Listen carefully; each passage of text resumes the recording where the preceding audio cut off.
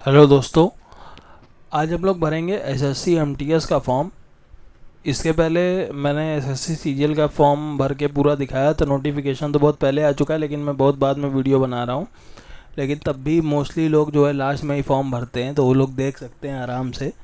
और जिन्होंने मतलब भर दिया है वो भी देख लें, क्योंकि अगर आपने कोई गलती करी होगी तो वो करेक्शन डेट जब आएगी तब आप सही कर सकते हो उसको। तो चलिए हम लोग देखते हैं एसएससी की वेबसाइट पे। तो ये मेरी एसएससी की न्यू वेबसाइट है ssc.gov.in, ये याद रखना है। और पुरानी वेबसाइट है ssc.nic.in। तो अब चलिए इस पर हम स्क्रॉल करके नीचे जाते हैं। ये देखिए यहाँ पे अप्लाई का ऑप्शन आ रहा है, हम अप्लाई के ऑप्शन पे क्लिक करेंगे। क्लिक करने के बाद देखो मेरे पास दो ऑप्शन है, एक है सीजीएल का ऑप्शन है, ठीक है, सीजीएल 2024, एक है एमटीएस 2024। तो मैंने सीजीएल 2024 का ऑलरेडी अप्लाई कर दिया है, और तो हम अब किसका भरेंगे, एमटीएस 2024 का। तो हम यहाँ पे क्लिक करेंगे। अगर सीजीएल का जिसको भरना है वो यहाँ क्लिक करके जाके देख लो। वैसे मैंने सीजीएल का ही वीडियो बनाया, आप लोग जाके वो वीडियो देख सकते हो। यहाँ पे मुझे एमटीएस का भरना है तो एमटीएस पे क्लिक करेंगे, अप्लाई पे।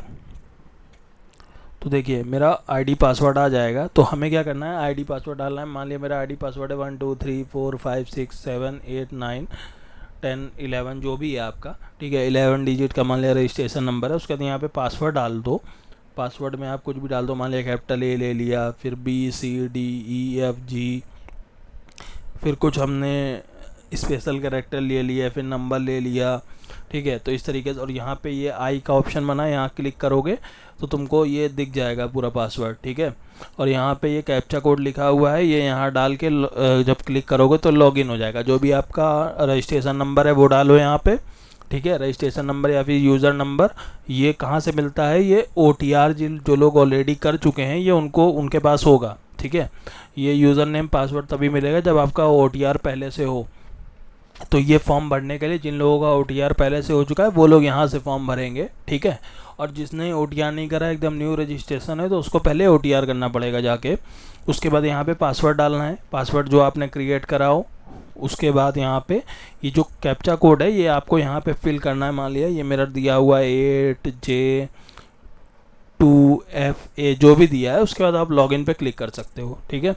और अगर आपको पासवर्ड नहीं आते तो आप यहाँ पे अपना रजिस्ट्रेशन नंबर लिखा हुआ है, यहाँ पे आप फॉरवर्ड पासवर्ड पे क्लिक कर दो, ठीक है। जब आप फॉरवर्ड पासवर्ड पे यहाँ पे मान लिया आपने क्लिक करा, तो देखिए यहाँ पे दो ऑप्शन आएंगे, get verification code on email और मोबाइल नंबर और सिक्योरिटी क्वेश्चन, या फिर provide identification card detail matriculation and other. तो आपको जो भी ऑप्शन, अगर ये ऑप्शन में जाना हो तो इस पर क्लिक करो और यहाँ पे कन्फर्म पे क्लिक कर दो। अगर ये ऑप्शन पे जाना है तो इस पर क्लिक करके आप यहाँ पे जा सकते हो, ठीक है। तो इस तरीके से आप लोग अपना पासवर्ड भी रीसेट कर सकते हो जाके वहाँ पे, अगर आपको पासवर्ड भूल गए हो या याद नहीं है या चेंज करना है। तो अभी तो फ़िलहाल मुझे यहाँ जाना नहीं है तो मैं इसको कट कर दे रहा हूँ।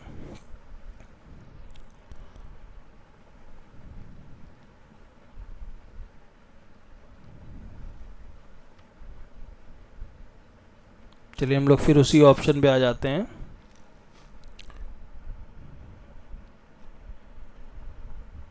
ठीक है, तो मुझे क्या करना है, यहाँ पे अपना रजिस्ट्रेशन नंबर, पासवर्ड और ये कैप्चा कोड डाल के यहाँ पे जब हम लॉगिन करेंगे तो हम पेज में पहुँच जाएंगे। चलिए हम लोग अपना लॉगिन करते हैं इसको, ठीक है। और यहाँ पे आप कुछ भी डाल दो अपना,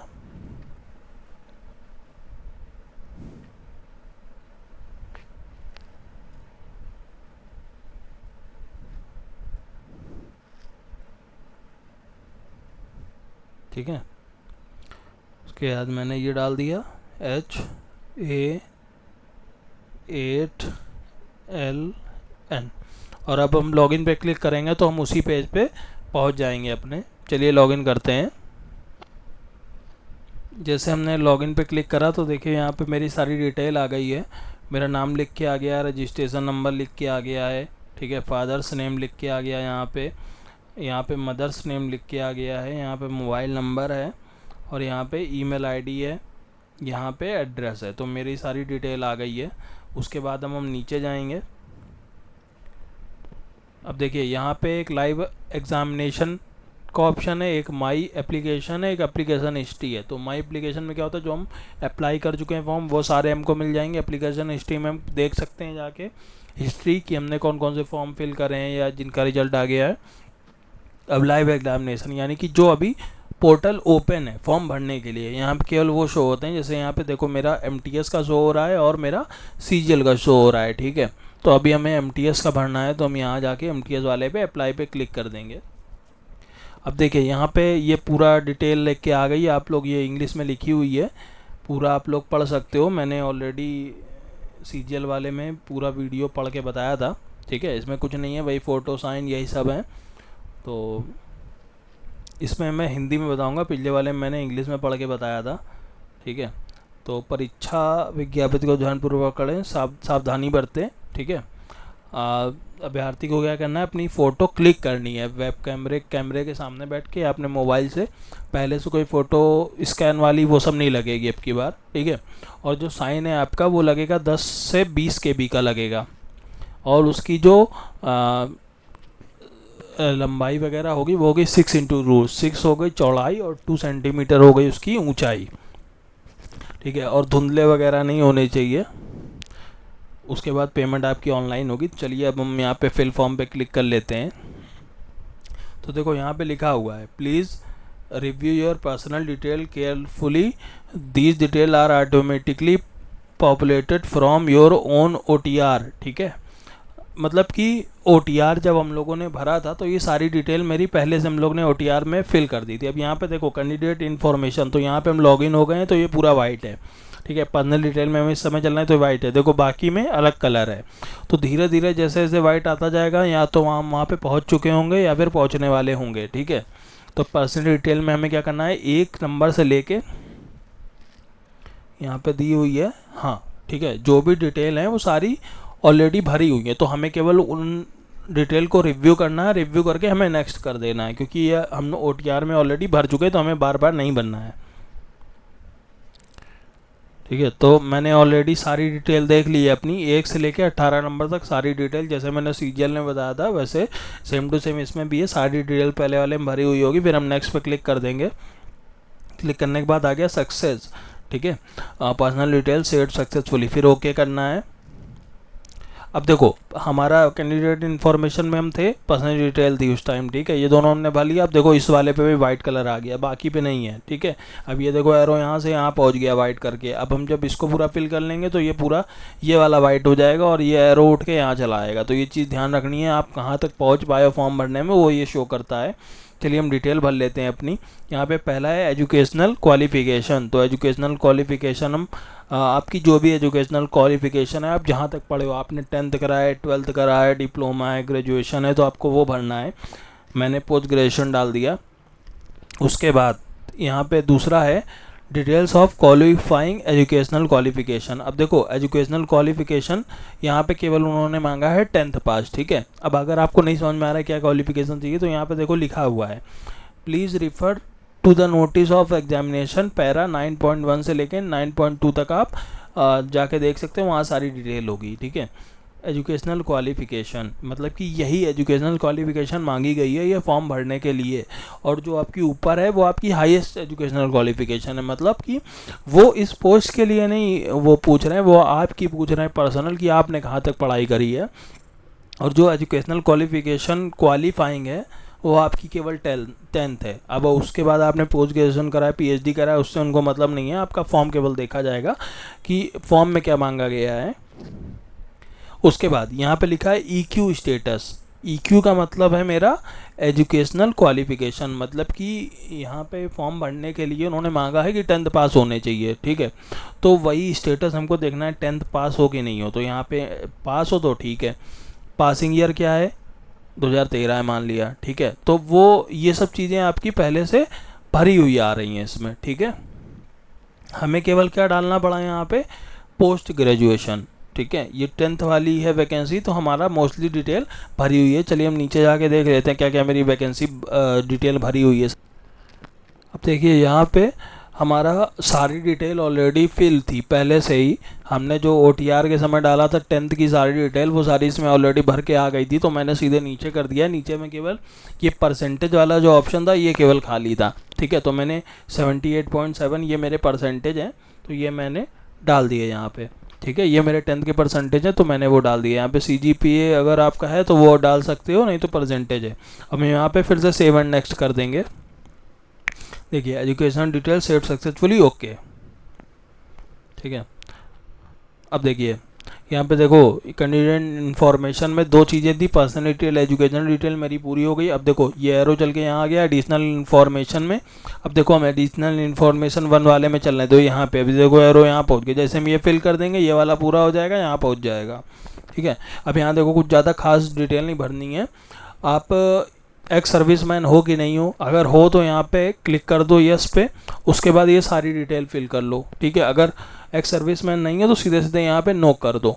उसके बाद वेदर सीकिंग एज रिलैक्सेशन, अगर आपको एज रिलैक्सेशन चाहिए तो यहाँ पे यस करो, उसके बाद ये सारी डिटेल भरो जो भी चाहिए। अगर नहीं चाहिए एज रिलैक्सेशन यहाँ पे नो कर दो। उसके बाद यहाँ पे चाहे आप यस कर दो चाहे नो कर दो, कोई दिक्कत नहीं है। इसके कहने का मतलब है कि आप जो अपनी पर्सनल इन्फॉर्मेशन है, मतलब आपने जो भी पढ़ाई करी है, इसमें तो मान लिया 10th तक मांगा जा रहा है, लेकिन आपने मान लिया PhD करा है, ग्रेजुएशन करा है, पोस्ट ग्रेजुएशन करा है, तो अगर आप अपनी डिटेल मतलब अवेलेबल कर दोगे यहाँ पे, तो ये रहेगा गवर्नमेंट की तरफ से अगर कोई भी वैकेंसी या कुछ भी अंदर डिपार्टमेंटल आती है तो आपको वहाँ पे भेजा जा सकता है। तो इस पर आप क्लिक कर दो, चाहे ना क्लिक करो कोई दिक्कत नहीं है उससे। फॉर्म पे उससे कोई परेशानी नहीं होगी, ठीक है। तो एक्स सर्विसमैन है no, age relaxation no, do you want to make personal information ये मैंने यस करा है, तो मैं सेव एंड नेक्स्ट पे क्लिक कर देता हूँ। आगे बढ़ेंगे हम। अब देखो success additional information details save successfully, okay पे क्लिक करो। अब देखो अभी मेरा कैंडिडेट इन्फॉर्मेशन में दो चीज़ें थी वो पूरी हो गई मेरी। एडिशनल इन्फॉर्मेशन में देखो एडिशनल इन्फॉर्मेशन 1 और 2 ये पूरी हो गई। अब हम 2 वाले में चल रहे हैं। जैसे ये 2 पूरा हो जाएगा तो हम अपलोड डॉक्यूमेंट वाले ऑप्शन में आ जाएंगे। अब देखिए अब हमें ये पूरी करनी है। चलो अब हम डाल देते हैं सेंटर प्रेफरेंस, मेरी मर्जी हम कहीं भी डालें, ठीक है। अब देखो ये CR रीजन है, ठीक है। ये CR रीजन है मतलब सेंट्रल रीजन। सेंट्रल रीजन के अंदर 2 स्टेट आते हैं, पहला आता है उत्तर प्रदेश, दूसरा आता है बिहार। अब जैसे उत्तर प्रदेश है तो उत्तर प्रदेश के अंदर जो भी सिटी हैं उन सिटी के नाम दिए गए हैं, उनके कोड दिए गए हैं, ठीक है। अब अगर हम यहाँ पे जाते हैं, अगर आप ER ईस्टर्न रीजन सेलेक्ट कर लोगे, अगर आपने ईस्टर्न रीजन का मान लिया कोलकाता सेलेक्ट कर लिया, तो आपको जो बाकी 2 सेंटर होंगे वो भी ER के ही सिलेक्ट करने पड़ेंगे, ठीक है। यानी कि आप जिस भी रीजन का सेंट्रल रीजन, ER रीजन, जिस भी रीजन का आप सेंटर 1 डालोगे तो आपको बाकी भी 2 वहीं के डालने पड़ेंगे, ठीक है। चलिए हम डाल देते हैं यहाँ पे, मान लिया,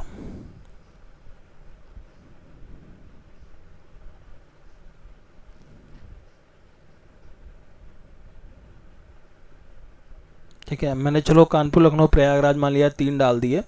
उसके बाद यहाँ पे बोल रहा है medium for computer based examination, मतलब आपको किस मीडियम में एग्जामिनेशन देना है, ठीक है। तो यहाँ पे देखो ये 12-13 लैंग्वेज में था शायद जब मैंने नोटिफिकेशन बताया था फॉर्म का, तो ये सारी लैंग्वेज दी गई हैं, ठीक है। तमिल, तेलुगु, पंजाबी, ओडिया और मराठी, ठीक है, मलयालम, सारी लैंग्वेज, कन्नड़, गुजराती, बंगाली, असम, हिंदी, इंग्लिश सब दी हुई हैं। आपकी मर्जी है आपको पेपर किस में देना है, ठीक है। तो मैंने मान लिया इंग्लिश लिख लिया यहाँ पे। उसके बाद है verify medium of computer based, ठीक है। यहाँ पे क्या था, मीडियम फॉर CB, ठीक है। यहाँ पे वेरीफाई करना है हमको कि आपने जो ऊपर भरा है सही है कि नहीं, तो मैंने यहाँ पे भी इंग्लिश डाल लिया। उसके बाद है are you a person with benchmark 40% disability, ठीक है। तो यहाँ पे तो देखो मेरा ऑप्शन ही नहीं है क्योंकि मैंने ऊपर PWD या कुछ भी नहीं डाला है, तो ये मेरा ऑप्शन नहीं, जिसका होगा उसका ओपन हो जाएगा, ठीक है। Do you have a physical limitation to write, देखो 8.2 और 8.3 पैराग्राफ में जाके आप नोटिफिकेशन में चेक कर सकते हो, ठीक है। ये वैसे उसके लिए है जो स्क्राइब चाहिए होता है जिनको। अगर यहाँ पे देखो यस करोगे तो देखो ये ऑप्शन खुल जाएगा, जिनको सहायता चाहिए होती है। अगर यहाँ नो कर दोगे तो ये भी ऑप्शन बंद है, तो मुझे नो करना है, ठीक है।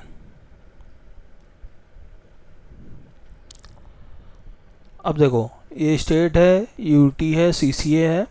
तो यहाँ पे देखो पहला है स्टेट, ठीक है, हवलदार कोड है 11, सीजीएसटी छत्तीसगढ़। तो ये सारे आपको दे रखे हैं, ठीक है। यहाँ पे आपको प्रेफरेंस डालना है अपना, ठीक है। Filling of all boxes is mandatory, however if you don't want to give limited preferences then enter X in the remaining box. मतलब इसके कहने का मतलब है कि आपको जो 27 नंबर है प्रेफरेंस ऑफ स्टेट जो आपको भरने हैं, ठीक है, तो ये जितने बॉक्स उन्होंने दे रखे हैं 1 2 3 4 5 6, 1 2 3 4 5 6 7, 7 का मतलब हो गया 7 छंग 42 और 3 2 5, 5 चौको 20, मतलब 62 के अप्रॉक्स दिए गए हैं ये सारे, ठीक है। आपको सारे भरने हैं यहाँ पे प्रेफरेंसेस, ठीक है। और अगर आपको मतलब लिमिटेड भरने हैं, जैसे आपको ये जितने उन्होंने ऑप्शन दिए हैं वो सारे नहीं भरने हैं, आप चाहते हो कि नहीं यार मुझको केवल चंडीगढ़ चाहिए या केवल दिल्ली चाहिए, ठीक है, हमको दो ही चाहिए, तो क्या करो चंडीगढ़ और दिल्ली का यहाँ कोड डाल दो, उसके बाद बाकी में आप एक्स लिख दो, ठीक है, कुछ ना करो केवल एक्स लिख दो। तो एक्स का मतलब हो जाएगा आपको ये नहीं चाहिए, लेकिन आपको भरना पड़ेगा ये सारे, भले आप एक्स भरो, एक्स का मतलब मुझे कुछ नहीं चाहिए लेकिन भरना पड़ेगा, ठीक है, यानी कि आपको ये सारे बॉक्स भरने हैं। और यहाँ पे आपके प्रेफरेंसेस सारे दिए गए हैं, ठीक है, ये देखिए ये सारे आपके प्रेफरेंस दिए गए हैं 71 72 73 सारे दे रखे हैं, आपके ऊपर है आपको क्या फिल करना है क्या नहीं, ठीक है। तो आप यहाँ पे सारे देख लीजिए और उसको फिल कर दीजिए सही से। तो देखिए जहाँ पे आपको लगता है प्रेफरेंस, ठीक है, सारे नंबर लिखे हुए हैं, जैसे 12 नंबर है वो एमटीएस चंडीगढ़ का नंबर है, ठीक है, 13 नंबर है, 14 नंबर है, इस तरीके से सारे नंबर मान लिया लिखे हुए हैं।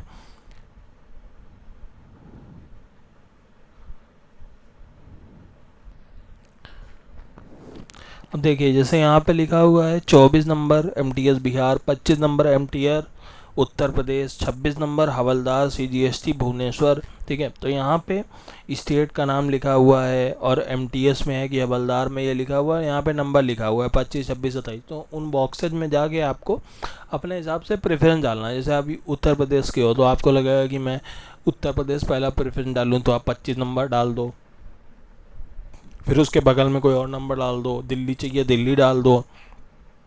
तो आपके ऊपर है और आपके ऊपर डिपेंड करता है कि आप कितने भरते हो, ठीक है। आप चाहो तो सारे जितने भी गोले बने हैं, ठीक है, उन सब में भर दो जाके। और अगर आपको लगता है नहीं हमको बस 10 ही प्रेफरेंस भरने हैं, हमें ज़्यादा दूर नहीं जाना है, ठीक है, या फिर हमें केवल एमटीएस की करनी, हवलदार की नहीं करनी, या हवलदार करनी एमटीएस नहीं करनी है, तो आप अपने हिसाब से डालिए, ठीक है। और जितने जैसे 10 भर लिए, 10 के बाद एक्स लिख दो तो सारे में एक्स भर जाएगा, ठीक है, आगे वाले में। तो अगर देखो आपको भरना तो पड़ेगा वो बॉक्स, अब चाहे उसमें आप नंबर डाल दो, ठीक है। अब जैसे आपका एमटीएस पहला प्रेफरेंस है तो आप एमटीएस की सारी डाल दो लाइन से, ठीक है। लाइन से डालने का मतलब है जहाँ आपको जैसे दिल्ली चाहिए यूपी चाहिए अगल बगल वाले डालते चले जाओ, फिर लास्ट तक चले जाओ, फिर उसके बाद फिर वहाँ से हवलदार की शुरू कर दो।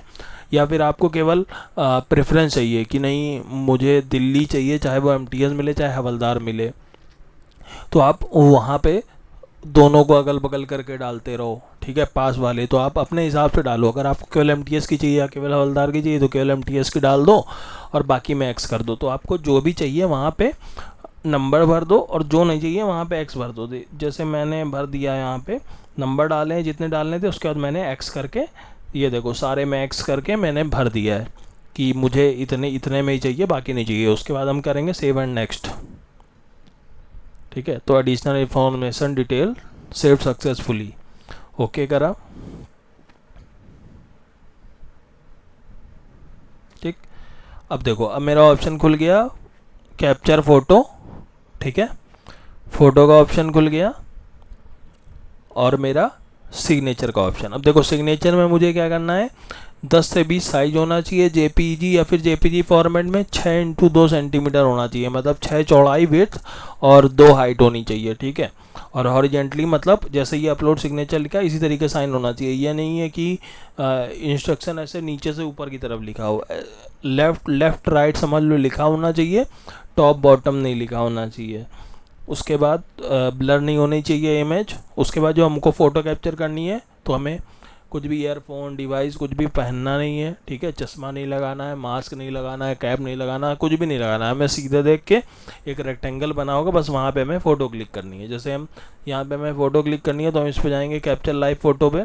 अब देखो ये जो रेक्टेंगल बना हुआ आ रहा है, ठीक है, ये जो लाल वाला रेक्टेंगल है इसी के अंदर आपको अपना चेहरा, हाथ, पैर, मुंह सब लाने हैं इसी के अंदर, ठीक है, जो भी फ़ोटो खींचनी हो इसके अंदर जो होगा वही कैप्चर होगा। केवल सबसे पहले यहाँ बैठ जाओ और यहाँ पे कैप्चर कर दो, ठीक है। जैसे हमने यहाँ कैप्चर करा, ठीक, तो देखो यहाँ लिख के आ गया, अधिक रोशनी वाले क्षेत्र में जाएं, फ़ोटो पुनः खींचें। मतलब कि आप फ़ोटो खींचोगे, अगर कोई प्रॉब्लम है तो वो खुद ही शो कर देगा कि आपके में ये प्रॉब्लम है। देखो कैप्चर अगेन का ऑप्शन आ गया। अगर यहाँ पे शो देना होगा कि आपकी धुंधली फ़ोटो आई तो लिख के आ जाएगा धुंधली फ़ोटो आई है, फिर से करें कैप्चर। और अगर अच्छी फ़ोटो लिख के आ गई तो ग्रीन से लिख के आ जाएगा कि फ़ोटो आपकी एकदम क्लियर है। और फोटो क्लियर है लेकिन तब भी कैप्चर अगेन का ऑप्शन होगा। अगर फोटो क्लियर है लेकिन आप खुद से सेटिस्फाई नहीं हो कि नहीं मुझे और अच्छी फ़ोटो लानी है, तो यहाँ क्लिक करके फिर से फ़ोटो क्लिक कर सकते हो, ठीक है। ये हम लैपटॉप से करें, मोबाइल से करना है तो वहाँ पे एक ऑप्शन दिया गया है इस QR कोड स्कैन करने का, आप उसे स्कैन करके कर सकते हो, ठीक है। चलिए मैं फ़ोटो क्लिक करके और साइन करके लगा देता हूँ, उसके बाद फिर आगे बढ़ाता हूँ।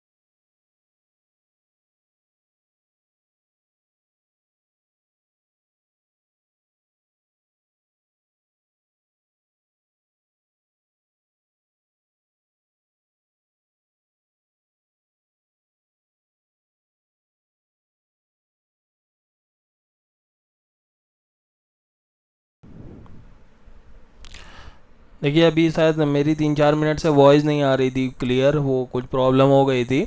तो मैंने जो बताया था वो मैं फिर से एक बार बोले दे रहा हूँ। यहाँ पे मुझे क्या करना है, जब मेरा पूरा फॉर्म पेमेंट हो जाएगी, पेमेंट होने के बाद हमें या तो इस पेज पे डायरेक्ट हम आ जाएंगे, ठीक है। अगर डायरेक्ट नहीं आते तो हमें क्या करना है, जहाँ जैसे हम लोग ने फॉर्म भरना शुरू करा था वहाँ पे जाके आपको एसएससी की वेबसाइट पे सबसे पहले अपना आईडी पासवर्ड डालना है, लॉगिन करना है। जब आप लॉगिन करोगे तो देखो, जब हम लोग ने फॉर्म भरा था तो ये लाइव एग्जामिनेशन का ऑप्शन आया था, तो हम लोग ने यहाँ पे अप्लाई करके फॉर्म भरना शुरू करा था। उसी तरीके लाइव एग्जामिनेशन के बगल में आएगा माई एप्लीकेशन का ऑप्शन, इस पर आपको क्लिक करना है। क्लिक करने के बाद यहाँ पे देखो, यहाँ पे एप्लीकेशन स्टेटस पे आप क्लिक करोगे तो आपको पूरा पता चल जाएगा कि आपका एप्लीकेशन स्टेटस क्या है, मतलब सक्सेसफुल है, कंप्लीट है, इनकम्प्लीट है, क्या है, ठीक है। ये प्रिंट पे क्लिक करोगे तो जो भी अभी आपने फॉर्म भरा है सारी डिटेल पूरा उसका प्रिंट निकल आएगा, ठीक है। ये एमटीएस का है और ये मैंने सीजीएल का ही फॉर्म भर के आपको बताया था, ठीक है। वो भी मैंने पूरा वीडियो बना के अपलोड कर दिया है, तो आप लोग यहाँ पे क्लिक करके उसका भी स्टेटस देख सकते हो और यहाँ पे प्रिंट कर सकते हो फॉर्म। उसके बाद ठीक है, और यहाँ से आप एप्लीकेशन हिस्ट्री देख सकते हो अपने जो भी आपका पोर्टल है उसकी जाके। उसके बाद आप चाहो तो मेरे चैनल पे, ये मेरा स्टडी विद अलकेश नाम से चैनल बना हुआ है, इस पर आप जाके यहाँ पे मोर पे क्लिक करना, तो आपको देखो इंस्टाग्राम, टेलीग्राम, फेसबुक, यूट्यूब सबके लिंक मिल जाएंगे। आप यहाँ से मेरे चैनल को ज्वाइन कर सकते हो, आपको वीडियोस वगैरह सब जगह मिलती है, इंस्टाग्राम और टेलीग्राम सब जगह पे नोटिफिकेशन मिल जाते हैं। उसके बाद मेरे चैनल पे आपको देखो ये नोटिफिकेशन मिलेगी सारी। फिर यहाँ पे आपको एसएससी के लिए जो मैथ के क्वेश्चन है वो मैं डेली एक सॉल्व कराता हूँ। यहाँ पे स्लॉग चैप्टर है एसएससी का, वेन डायग्राम मेथड से मैंने सॉल्व कराया है। उसके बाद यहाँ पे रेलवे है, रेलवे के क्वेश्चन मैंने डेली एक कराता रहता हूँ, 1 से 2 क्वेश्चन। उसके बाद यहाँ पे सिंप्लीफिकेशन कैलकुलेशन है, एसएससी के लिए इंपॉर्टेंट है और रेलवे के लिए। ये क्यूब रूट है, क्यूब रूट तो सभी एग्ज़ाम में आता है। उसके बाद स्क्वायर रूट हो गया आपका, और सर्ट्स एंड इंडिसेस, ये रेलवे और एसएससी दोनों के लिए इम्पोर्टेंट है। फिर ये आपके हैं स्क्वायर की ट्रिक, ये भी इम्पोर्टेंट है। तो ये सारी चीज़ें आप मेरे यूट्यूब चैनल पे जाके देख सकते हो। एक मेरा यूट्यूब चैनल और है, उस पर भी जाके आप सब देख सकते हो। वहाँ पे आपको डेली के डेली शॉर्ट्स मिलती हैं, ठीक है। तो वहाँ पे आप शॉर्ट देख सकते हो जाके डेली।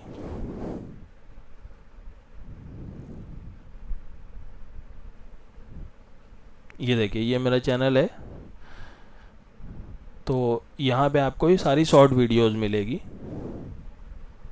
ये देखिए ये सारी शॉर्ट वीडियोस हैं, ये सब रेलवे के लिए इंपॉर्टेंट क्वेश्चन है। अभी मैं फ़िलहाल रेलवे की सीरीज़ डाल रहा हूँ, इसमें 37 क्वेश्चन हो चुके हैं। डेली एक क्वेश्चन अपलोड होता है और सैटरडे संडे को ज़्यादा क्वेश्चन अपलोड होते हैं, 2 से 3। तो आप लोग जाके ये सारी वीडियोज़ भी देख सकते हो, आप कम समय में ज़्यादा चीज़ें सीख जाओगे।